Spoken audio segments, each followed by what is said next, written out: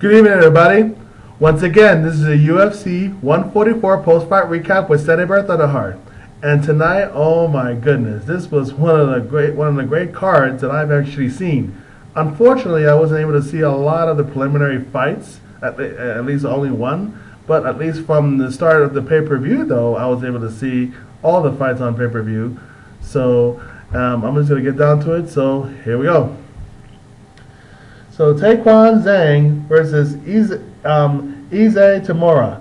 And the winner is Eiji Tamura via a knockout. I mean, let me put it to you like this. This was definitely one of the fights I've seen, and man, was I impressed. I mean, basically, those two started swinging for the fences from their get-go. I mean, as soon as the bell rang, they went at it. And of course, Eiji had the better of it when he actually finally got a few good hard shots to Zhang. Zhang went down, and then he actually went and started grounding and pounding him. And he actually had him trapped in the half guard, and he actually even had him covered up, trying to cover his head, not his own head, but like the guy's head, like almost like trying to get him in a headlock, so to speak, try to get him disoriented. But he just kept coming at him and just kept going nice swings and hits and stuff like that. And even though he was missing a little bit too, but yet he was still getting the hits, and he kept him on the ground for the most of round one. Until the referee, I don't know why he stood him up for some reason. He just happened to stand him up, and I guess he probably thought that there wasn't really much an advantage, so he wanted to set him up to defeat, which I thought that was ridiculous. But in any event, that was his call. And so in any event, but then by the second round, though, it didn't matter because, man, I mean, it started going back on basically as far as Eiji Tamura had Zhang on the ground again and grounding and pounding him, but of course he was able to get on his feet, and not to mention too that of course they were standing up, and then not to mention, but of course Taekwondo was actually getting the rhythm going, finally getting the rhythm going, but before you know it, he was about to set him up, and yet guess who beat him to the punch? Eiji, boom, hit him right, that nice hard shot. Landed actually had not even the harder shots on the ground, and that's when the referee finally pulled him off, and he was awarded the knockout victory. So congratulations, Eiji Tamura, on that. And Takeya Mizugaki versus Chris Coriaso, and the winner is Chris Coriaso, unanimous decision. Riki Fukuda versus Steve Cantwell, and the winner is Riki Fukuda via unanimous decision. And Norifumi Yamamoto versus Vaughan Lee, and the winner is Vaughan Lee via submission. Now, Takanori Gomi versus Eiji Mitsuoka. Actually, it's Mitsuoka. Sorry, it's Mitsuoka. And the winner is Takanori Gomi via a knockout. I mean, this is of course the same guy, Takanori Gomi, who had the famous fight with Nick Diaz. And recently has had back-to-back losses with what's his name? Clay Guida, and of course his Nick Diaz's younger brother Nate Diaz, back-to-back losses. So it's good to see Gomi being back on the winning track. So that's good. And the former WEC lightweight champion Anthony Pettis versus Joe Lauzon.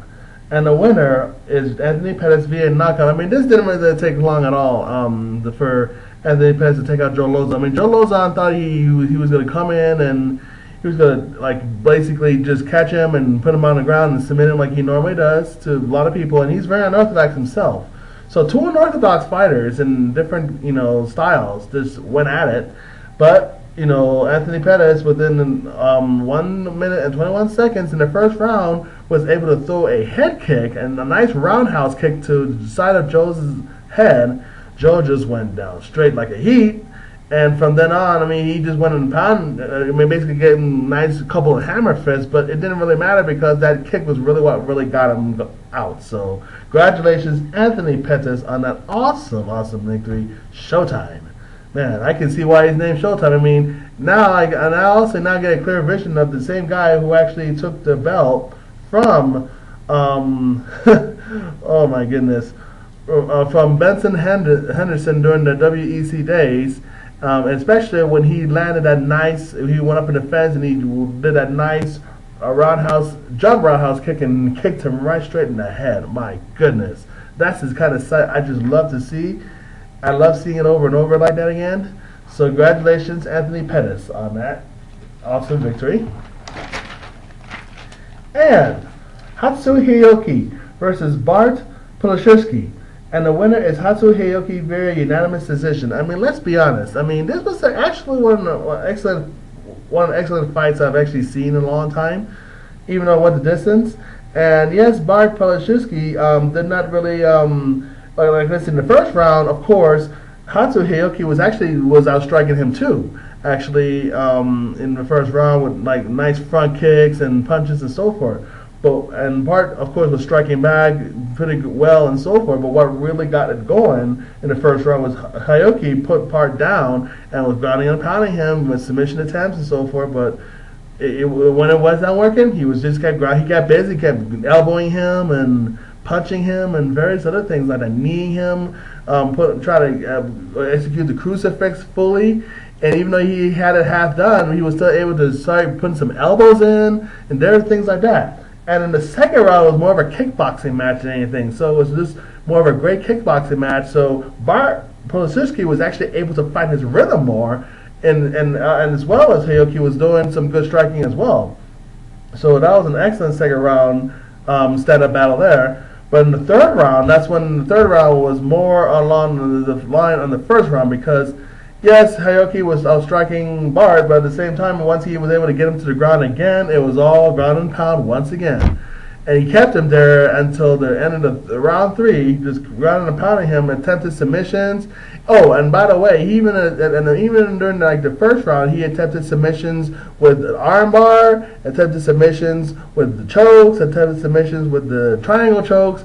Yet Bart was still able to get out of it. So excellent submission defenses on the part of Palaszewski. I mean, you've got to give him that, guys. You've got to give him that. But in the very end, all the grounding and pounding though did make up for it for his defenses against the submissions through a unanimous decision. So Hioki, congratulations on that. Excellent victory. And Yushin Okuma versus Tim Boetsch. And the winner is Tim Boetsch via a knockout. Actually, it's a TKO victory. But to me, it might as well be a knockout because, wow, what a greatest comeback. One of the greatest comeback around right now. Because let me put it like this: Yoshin Okami in the first 2 rounds outstruck him, out-wrestled him, grounded and pounded him, was busting him up. His face was just looking mangled and just looking cut up. I mean, he basically was destroying Tim Boetsch. He was dominating Tim Boetsch. I mean, let's be honest. Tim Boetsch was getting outstruck, grounded and pounded, out-wrestled, thrown to the ground, everything like that. I mean, I really thought Tim Boetsch was not going to make it. It was going to make it either via a submission, knockout, or even a unanimous decision.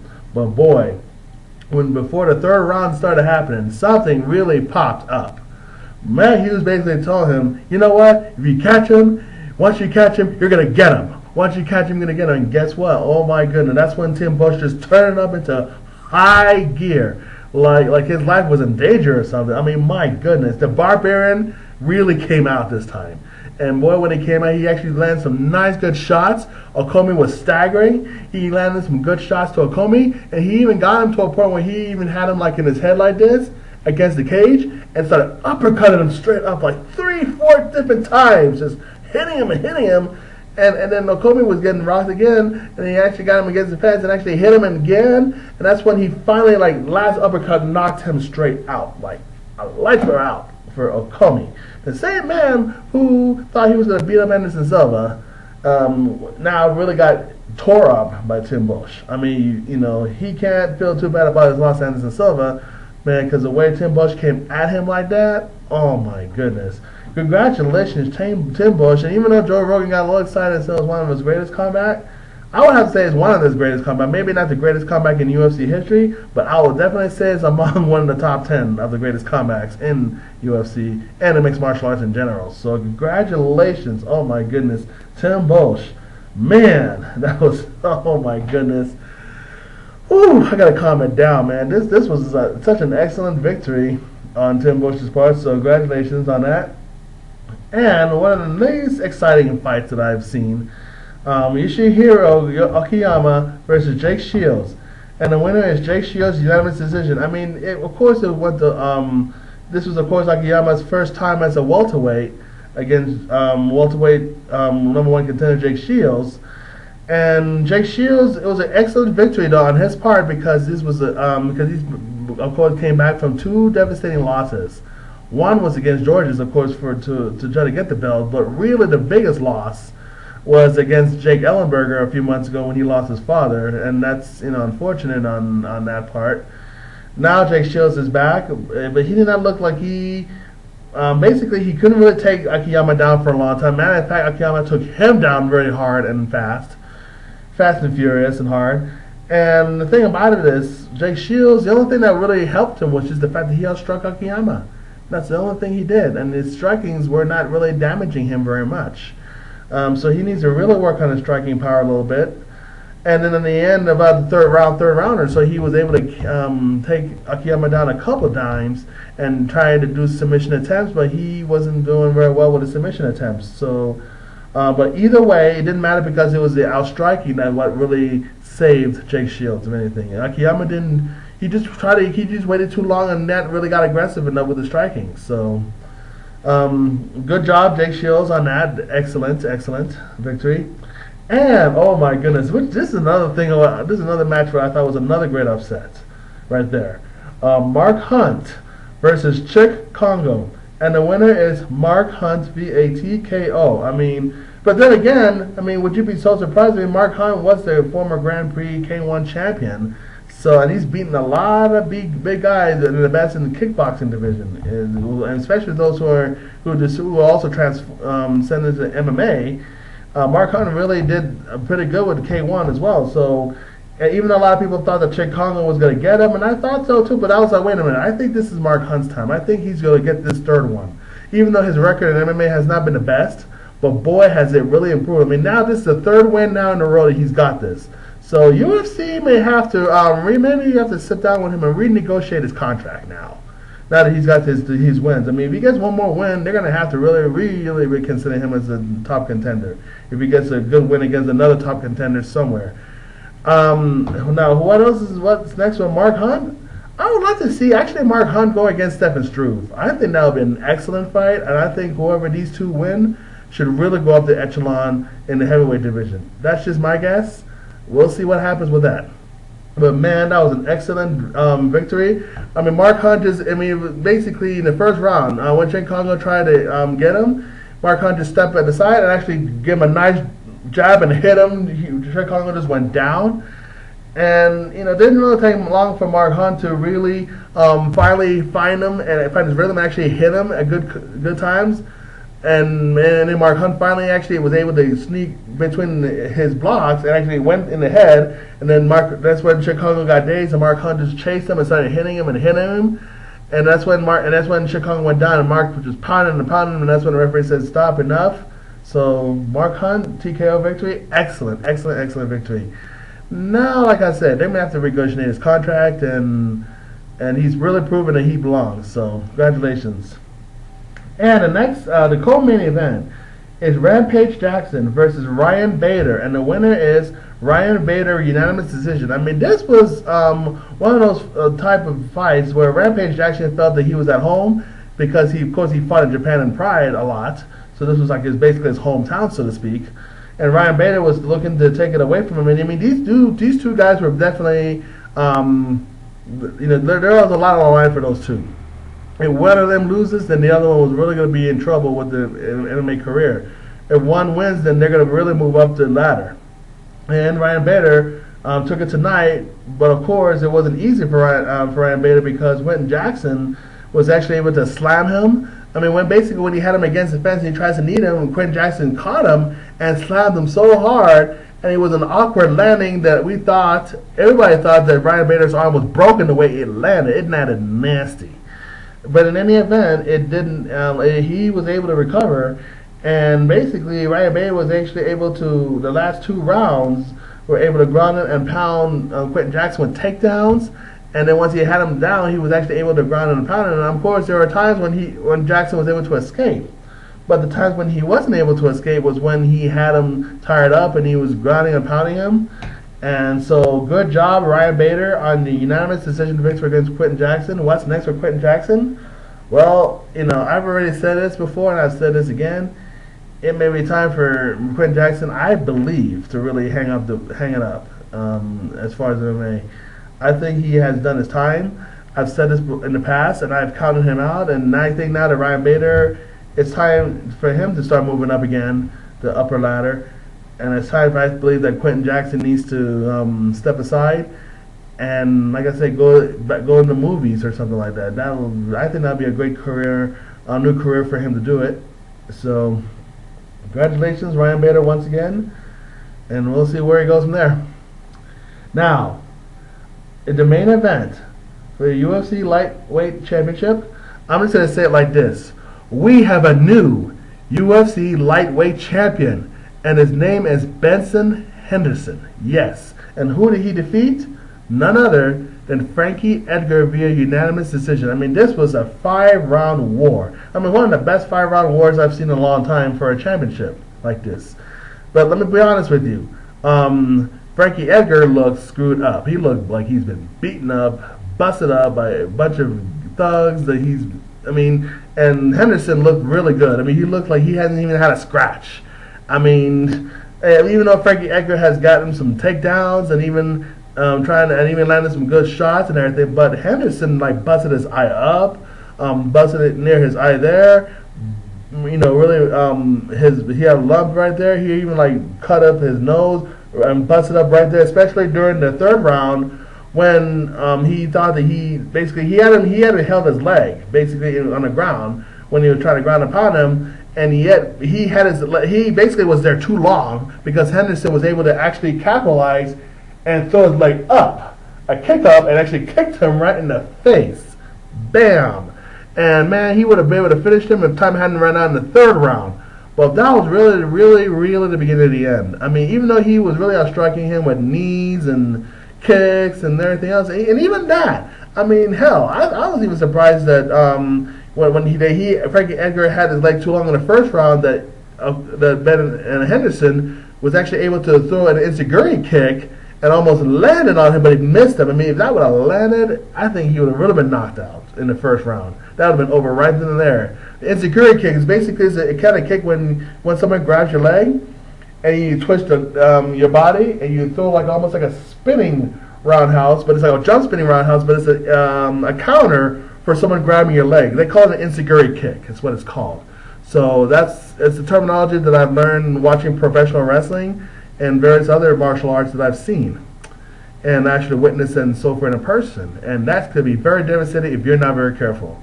I was fortunate in my life, I've never been caught by that, and I don't wish it. Oh my goodness, it's not a good hit. And let me put it this way: so I've been very fortunate in my martial arts in my life that I've never been caught by that. But then again, I never hung on and not know what to do either. I usually would grab someone and I knew what to do immediately. So, and there have been times when I think that Frankie Edgar made too many mistakes keeping his hands on his legs, that he was able to counter with punches and counter all different kinds of strikes, counter with, just different things like that. And so Edgar didn't do a lot of right things tonight. And so, but Benson Henderson did. And so congratulations, and the new UFC lightweight champion. I mean, now of course, is Benson Henderson that had got the WEC lightweight champion. Now he's got the UFC lightweight champion. This guy's a real deal. I mean, yeah, he's sporting angel tattoo wings on his back. Now he's got the gold around his waist. And let me tell you something. I mean, Joe Rogan once talked about Frankie Edgar being from another planet and Anderson Silva being a Jedi Knight. I'm just curious. I would just like to see sometime, someone operating Benson Henderson, and then I wonder, if the light would come out, because I really feel he's some kind of angel in a human body. I mean, I really feel that he's that kind of guy who's got that zone-like in him. I don't think he's possessed. I think he is like an angelic entity in a human body. That's just my take on it. And like I said, congratulations to Benson Henderson. And what's next for lightweight? Well, I think it's only going to get and it's going to get even more exciting. So, any event, that concludes 144 post-fight recap. And I would definitely like to wish you guys, safe trip back home. And definitely be safe this weekend. And many blessings to you all. Healing, it is all that is.